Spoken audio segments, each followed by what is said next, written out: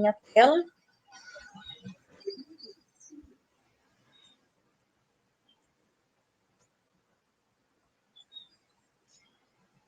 Todos vendo aí o material?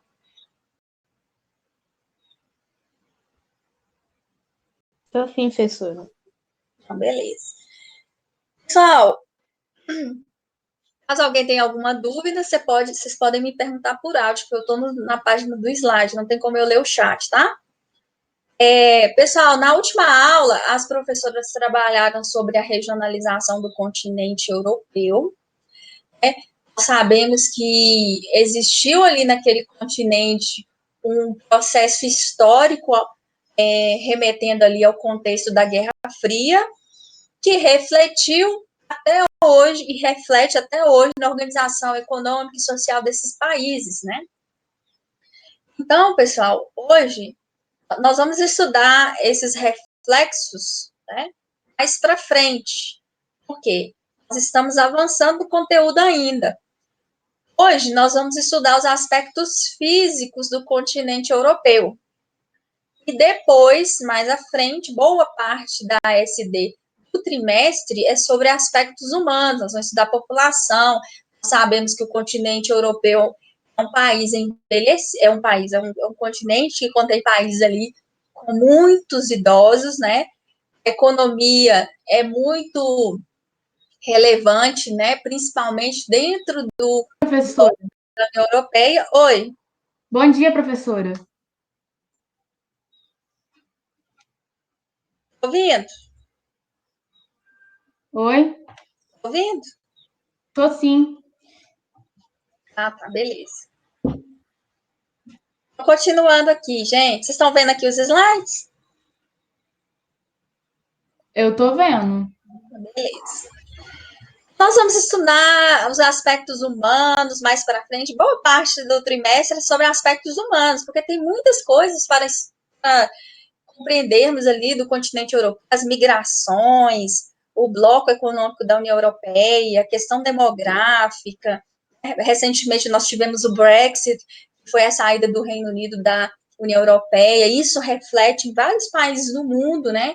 Porque esse bloco mantém relações com outros países, isso afeta a economia, não somente da Europa, mas de outros países também. Mas hoje nós vamos estudar sobre os aspectos físicos: clima, vegetação, relevo e hidrografia. Né? Então, aqui, pessoal, nós temos vários fatores climáticos e vários fatores climáticos que interferem ali no padrão climático da Europa. Né? Os principais são a latitude, e a latitude nós temos ali a maior parte dos países europeus estão localizados em áreas subtropicais, ou seja, acima do Trópico de Capricórnio. Então, nós temos a latitude influenciando no clima. Nós temos as correntes marítimas, e ali com destaque a corrente do Golfo, que é uma corrente quente, que leva um clima mais ameno, mais um equilíbrio térmico, né? A porção ali leste-oeste da Europa. Nós temos as massas de ar, que atuam também na Europa, nós vamos falar sobre isso. E a corrente marítima, eu já falei aqui, né? Aqui, ó, como que a latitude influencia no clima? A latitude, pessoal, nós falamos aqui que a Europa está localizada principalmente em áreas subtropicais. Por que a latitude influencia no clima da Europa? Por causa do próprio formato esférico da Terra, né? A radiação, ela chega de forma mais oblíqua nessas áreas, né? A incidência da radiação solar, ela vai ser mais perpendicular ou vertical em áreas tropicais. Então, entre o trópico de Câncer e o trópico de Capricórnio, nós temos ao longo aqui dessas áreas a formação de ângulos de 90 graus. Né? Então, quanto maior o ângulo, até 90 graus, nós temos maior incidência de radiação solar e maiores são as temperaturas. Então, quando a radiação ela incide sobre a superfície de forma vertical, nós temos maiores temperaturas. Já em áreas do planeta, né, principalmente em áreas subtropicais, onde nós temos uma curvatura do planeta, né, por causa de sua característica esférica, então a incidência ela vai ser oblíqua. Por isso, nós temos menores temperaturas no planeta nessas áreas. Então, em função da incidência da radiação solar no planeta de formas diferentes, nós temos o efeito ali climático na Europa, tem uma incidência ali de forma mais oblíqua. Nós vamos ter o aumento da latitude, menor incidência dos raios solares, que atinge de forma oblíqua essas áreas.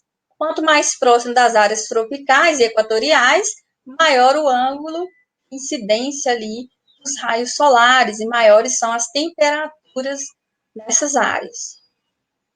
Então, no hemisfério norte, solstício de inverno, os raios solares atingem o Trópico de Câncer com menor ângulo de incidência.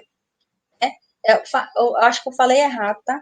Falei que a Europa está localizada em áreas acima do Trópico de Câncer. Está errado, é acima do Trópico acima do Trópico de Câncer que a Europa está localizada, não de Capricórnio. É no sul, né?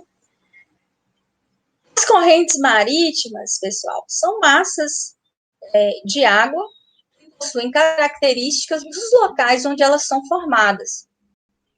Geralmente, as áreas tropicais possuem correntes quentes, e as áreas subtropicais e polares possuem correntes oceânicas frias. E qual que é o movimento? As correntes frias, oriundas das áreas polares, elas tendem a se deslocar em direção às áreas tropicais e equatoriais.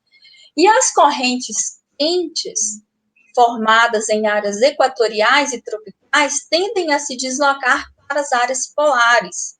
Isso tanto no hemisfério norte quanto no hemisfério sul. E quando nós observamos aqui as correntes marítimas que influenciam ali no continente europeu, nós vamos observar a corrente quente do Golfo. Né?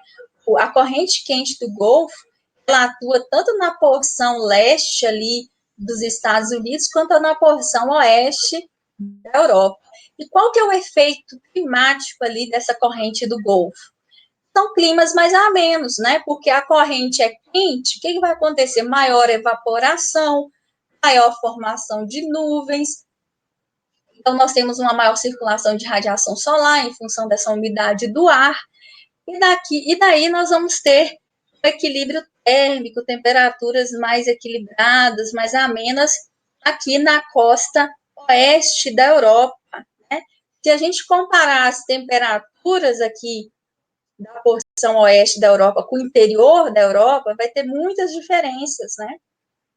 Porque no interior da Europa vai ser um clima mais rigoroso no inverno. Aqui vai ser mais ameno por causa dessa corrente do Golfo. E as massas de ar, o que é uma massa de ar, né? As massas de ar é como se fosse um pacote de ar extenso, né?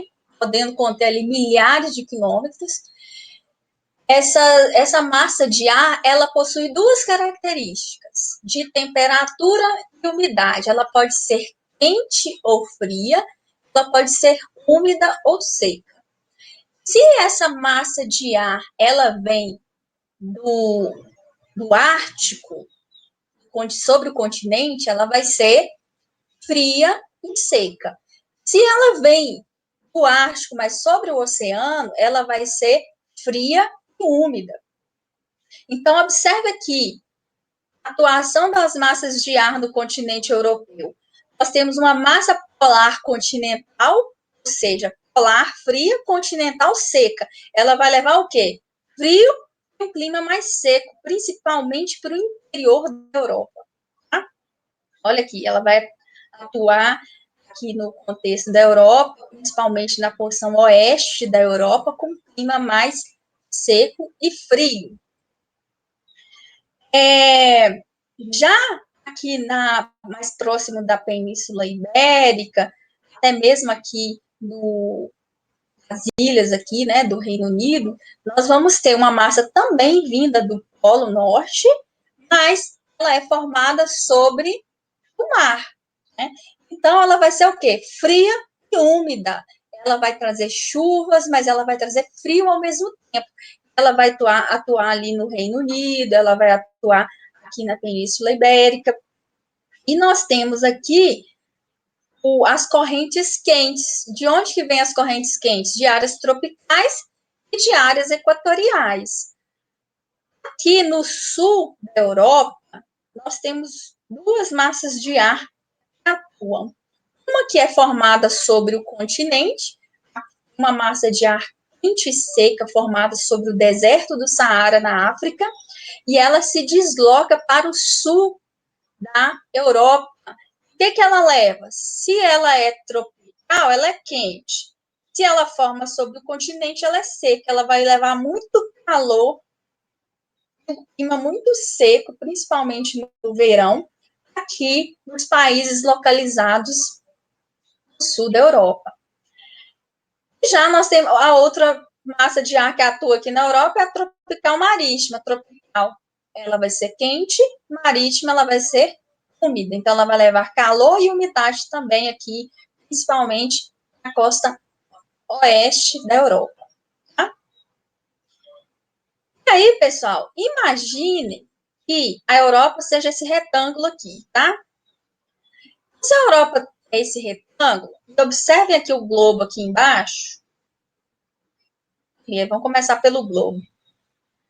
Aqui, essa linha 1 aqui, ela é o Trópico de Câncer. A linha 2 é o meridiano de Greenwich. Observe que uma pequena área aqui, né, o Reino Unido, ele está localizado no hemisfério oeste, e os demais no hemisfério leste. Daí nós temos que a maior parte do território da Europa está localizada em áreas subtropicais, acima do Trópico de Câncer. Então, logicamente, mais próximo do Trópico de Câncer, nós temos um clima mais ameno. Ameno por quê? Porque está localizado em áreas de baixa latitude em relação ao restante do território. À medida que a gente vai subindo, nós temos aqui o Círculo Polar Ártico, né? Noruega, Suécia, localizado acima do Círculo Polar Ártico, já é um clima polar. Ao sul, né, imaginando que isso daqui, esse retângulo, seja a Europa. Ao sul, nós vamos ter um clima mais ameno, porque a latitude ela é menor, as temperaturas são maiores, aqui sim mais é de temperatura. À medida que eu aumento a latitude, as temperaturas vão diminuir. Aqui, a leste da Europa, nós temos continente, né? O asiático, a continuação da Europa vai dar lá na Ásia. E aqui na costa oeste, nós vamos ter o Oceano Atlântico. E ali no Oceano Atlântico, nós temos a corrente do Golfo, que é quente, levando um clima mais ameno a oeste, um clima mais temperado continental, mais rigoroso a leste. O norte da Europa, por causa das altas latitudes, vai dominar um clima polar. No Mediterrâneo, como eu falei, mais próximo, né, ali do mar Mediterrâneo, um clima ameno em função das baixas latitudes. A convergência desses fatores climáticos ali que nós estudamos vai gerar vários climas na Europa. Nós temos um clima temperado oceânico, aqui, ó, Reino Unido, Irlanda, Islândia, Portugal, parte da França. Nós vamos ter ali um clima elevados índices pluviométricos, por quê? Porque a corrente do Golfo passa ali, a corrente do Golfo é quente, maior evaporação, mais chuvas.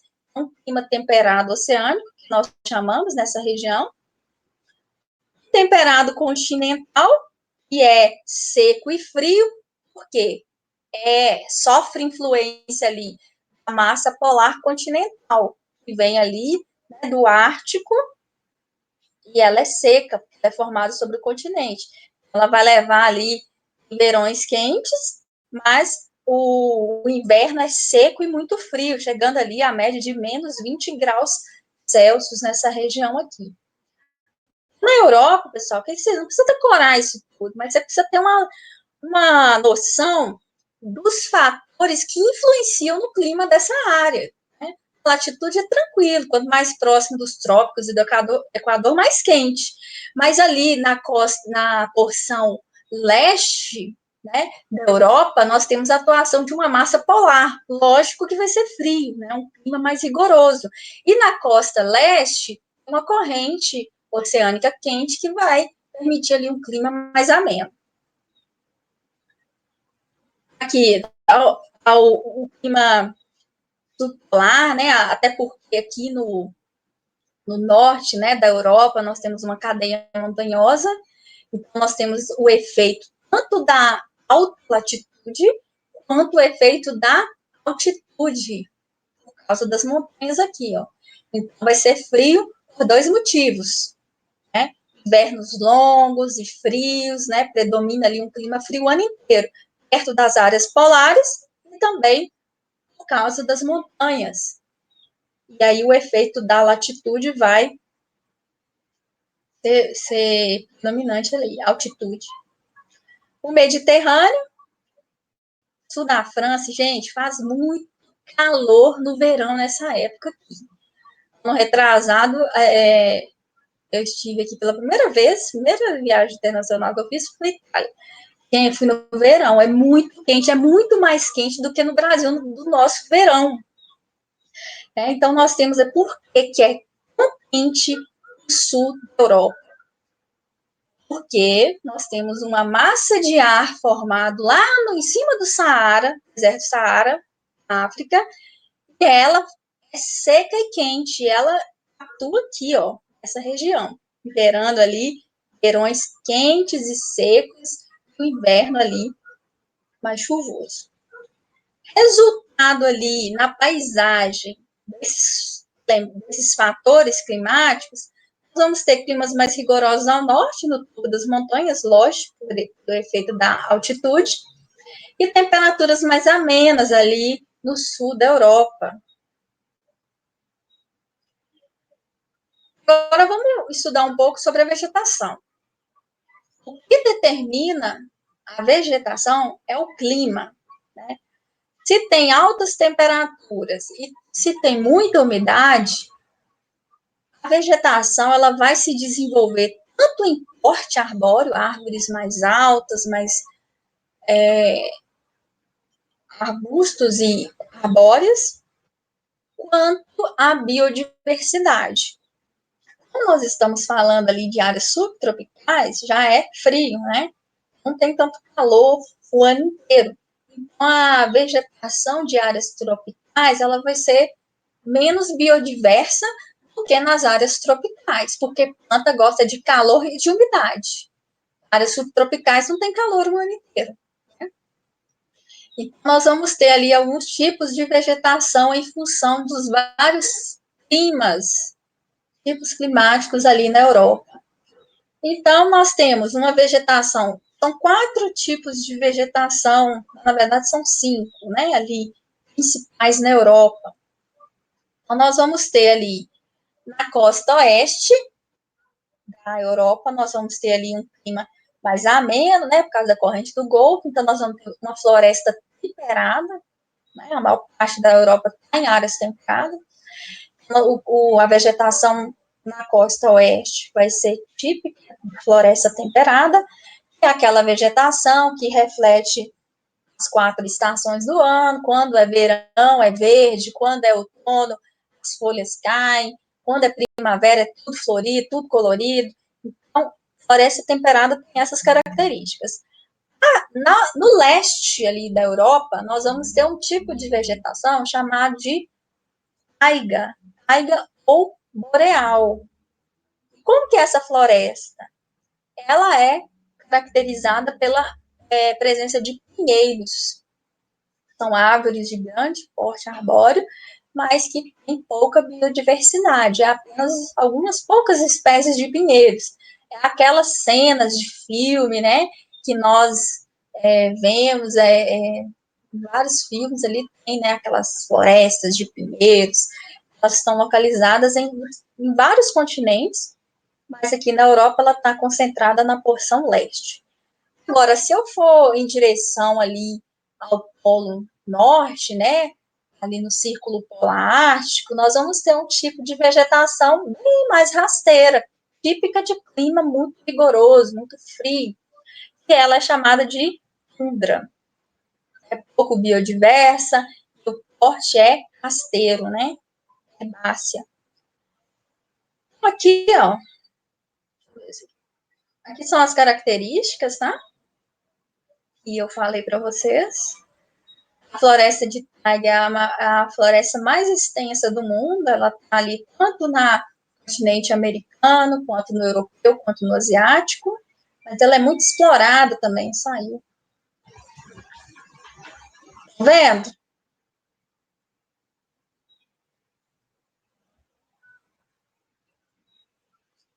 Gente, vocês estão vendo?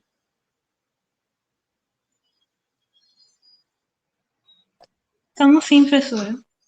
Obrigada por responder.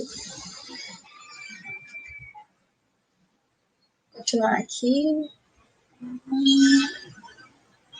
Aqui.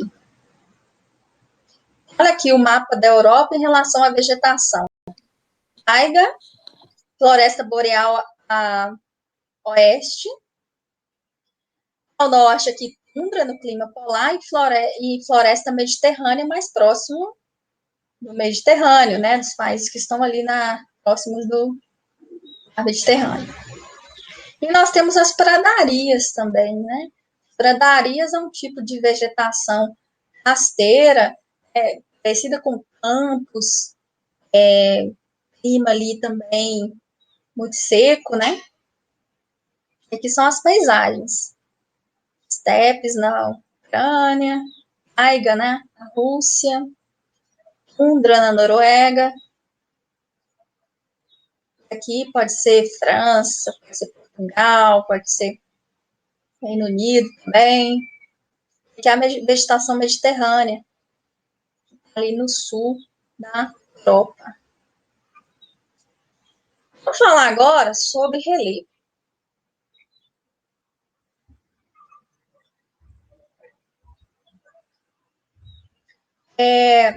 O relevo, pessoal, da Europa, ele é um pouco diversificado. Nós sabemos que existem 4 formas fundamentais de relevo. Né? Nós sabemos que o relevo da Terra ele é formado pela tectônica, por movimentos tectônicos, né? Esses movimentos tectônicos formam relevos recentes, modernos, em suas bordas de placa, e terrenos mais antigos à medida que você adentra o continente. Sendo que dentro desse continente, dessa grande placa tectônica, ali no centro, nós vamos ter planaltos, depressões e planícies, né? Existem outras formas de relevo, mas as principais são 4, né? Montanhas, planaltos, depressões e planícies. E aí, vamos começar aqui falando das depressões, porque nós temos um território ali na Europa que ele está abaixo do nível do mar, que é a Holanda, também chamado por Países Baixos. Então, nós temos aqui, o que é uma depressão? É uma forma de relevo que ela está mais rebaixada em relação às suas áreas vizinhas, né? As depressões, olha aqui a imagem, né? Aqui, depressão. Tem 2 depressões aqui, ó, uma relativa e outra absoluta. As 2 estão mais rebaixadas em relação às suas áreas vizinhas, né? Ou seja, a depressão. Só que a depressão ela pode ser absoluta, quando ela está abaixo do nível do mar. Olha aqui o nível do mar. Né? Então, ela é mais rebaixada do que o nível do mar, absoluta, ou ela pode ser relativa. Ela é uma área rebaixada, mas ela está acima do nível do mar. A Holanda, ou Países Baixos, tem boa parte do seu território abaixo do nível do mar. Olha lá, inferior a 0 metros, que é a porção oeste do território da Holanda está abaixo do nível do mar. Tranquilo?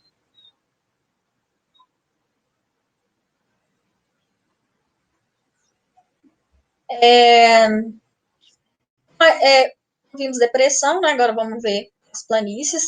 Planícies são todo tipo de relevo que está até 200 metros de altitude, de 0 a 200 metros de altitude.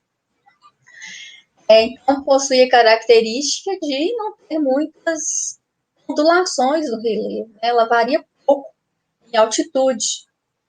E daí nós temos uma grande porção ali, a maior parte do território ali na Europa, ele é formado por planícies. Olha aqui esse mapa. Tudo que está de verde, planície. Né? Nós temos aqui a porção central da Europa.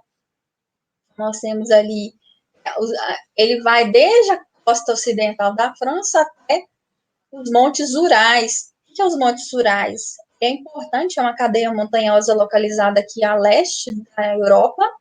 Ela divide ali, faz fronteira entre o continente asiático e o europeu. Logo aqui, depois, nós temos a Rússia. Então, boa parte do território é representado pelas planícies. Vamos falar de montanhas, depois eu falo de planaltos. As montanhas, como eu falei com vocês, são formas de relevo recentes, modernas, ainda estão em formação, elas estão no limite das placas tectônicas. Então, essas áreas nós temos instabilidade geológica. Quando nós falamos de instabilidade, nós falamos de vulcanismo, tremor de terra, possibilidade de tsunamis. Nós temos aqui ao sul da Europa, nós temos várias cadeias montanhosas importantes, né? Os Alpes aqui na área central, os Carpatos na região dos Balcãs, o Cáucaso, né? Também é uma região importante, mais a oeste da Europa, e os Pirineus ali na Península Ibérica, próxima à Espanha e Portugal. E ao norte nós temos os Alpes escandinavos, com uma importante cadeia montanhosa também. Então, nós temos cadeias montanhosas ao sul da Europa, ao norte da Europa e a leste da Europa. Leste, Montes Urais, divide o continente asiático do continente europeu, mas ao extremo norte da Europa, são os Alpes escandinavos, Suécia, Suíça, nós temos Noruega, que é ali que vai... Suíça não. Noruega, né, que vai fazer ali com o Círculo Polar Ártico, e ao sul nós temos ali essas outras cadeias montanhosas. Agora, à medida que eu vou afastando essas cadeias montanhosas, o relevo ele vai reduzindo a sua altitude, ele vai se tornando mais antigo.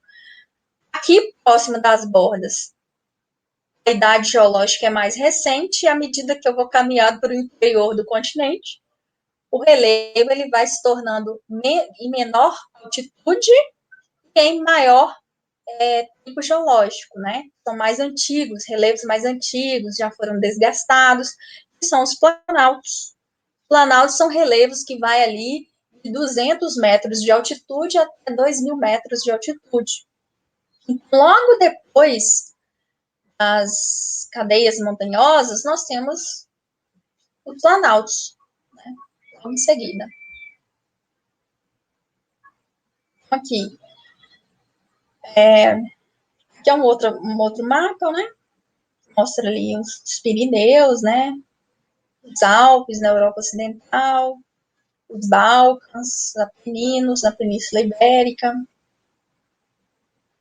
Aqui nós temos das zonas de instabilidade geológica. Nós podemos observar aqui que ao sul da Europa, né, nós temos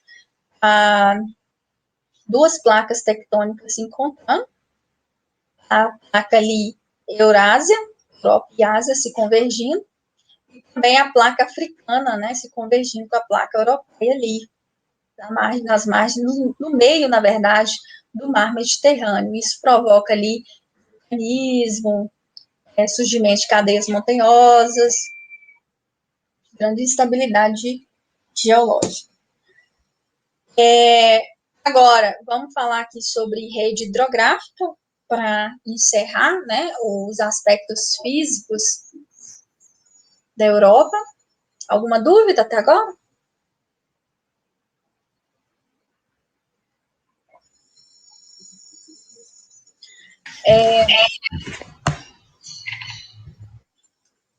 Tudo bem aí, gente? Tudo tranquilo, professor? Tudo bem. Então tá.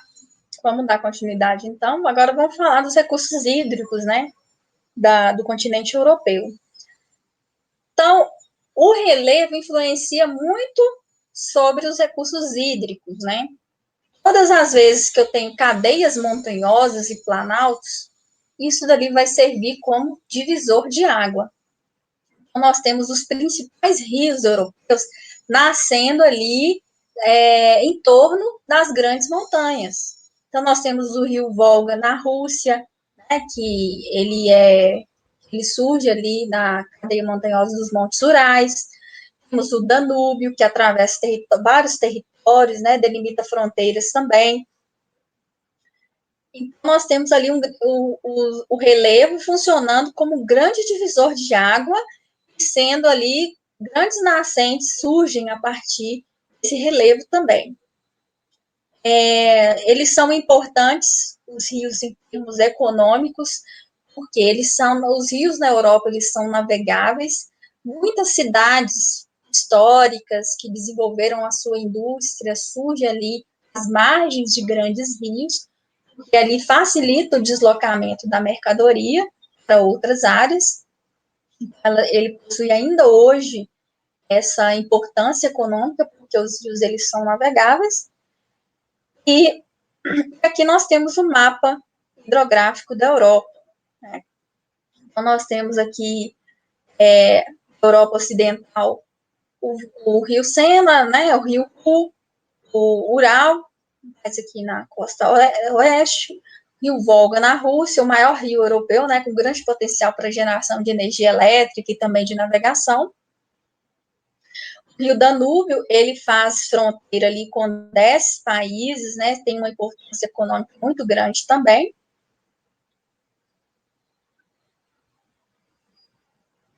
Aqui eu coloquei uma síntese da importância dos rios na Europa, com a aumento da produção industrial, potencial de navegação, onde esses empreendimentos industriais se alocam, né, próximo desses rios, nós temos geração de emprego, renda, desenvolvimento. Além disso, nós temos a exploração dos rios como pesca, turismo, e dinamiza né, o comércio internacional, uma vez que os países possuem proximidade geográfica uns em relação aos outros ali na Europa. Aqui também nós podemos observar no mapa da Europa que ele possui também muitos mares, né, que facilitam o escoamento da produção também e as trocas comerciais entre os países. A diferença entre oceanos e mares, o oceano, ele é mais amplo, né, ele é mais extenso, a salinidade também é diferente, e os mares, eles estão mais ou menos em torno ali de terras emersas, mas que dão abertura para os oceanos, e a salinidade também é maior. Nós temos esses mares, a função ali, uma grande função importante ali é o comércio internacional entre os países. E nós temos penínsulas também, quando o continente avança sobre os mares e oceanos. Então, nós temos a Península Ibérica, o conceito de península é uma porção de terras que avança sobre mares e oceanos. Quando a gente observa o mapa da Europa, nós vamos ter ali a Península Ibérica, que é importante, a Península da Itálica, né, que aqui é a bota avançando sobre o mar Mediterrâneo, e também a Península Escandinava, né, Noruega, Suécia, ali, avançando aqui sobre o mar. Tranquilo, gente?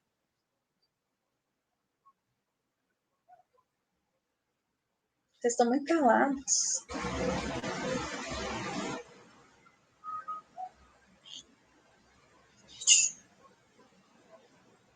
Bugou aqui. Eu entendi, professora. Eu não entendi o que isso aqui. Professora, posso te perguntar uma coisa? Claro. Foi dito que passaram 4 páginas de atividade, a página 22, 23, 24 e 25. Eu só queria te perguntar se é realmente do Geografia em Mapas que essas páginas são para ser feitas. Ó, lá a professora Andréia, ela passou a página 27 do caderno de mapas, né? Foi isso?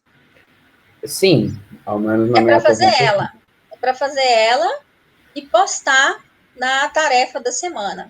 Sim, professora, mas eu tô mais preocupado com aquelas 22, 23, 24 e 25. Porque Se tem você esse nem livro sabe. aqui. Eu recebi essa apostila que eu achei que vocês tinham também. Essa daqui, ó.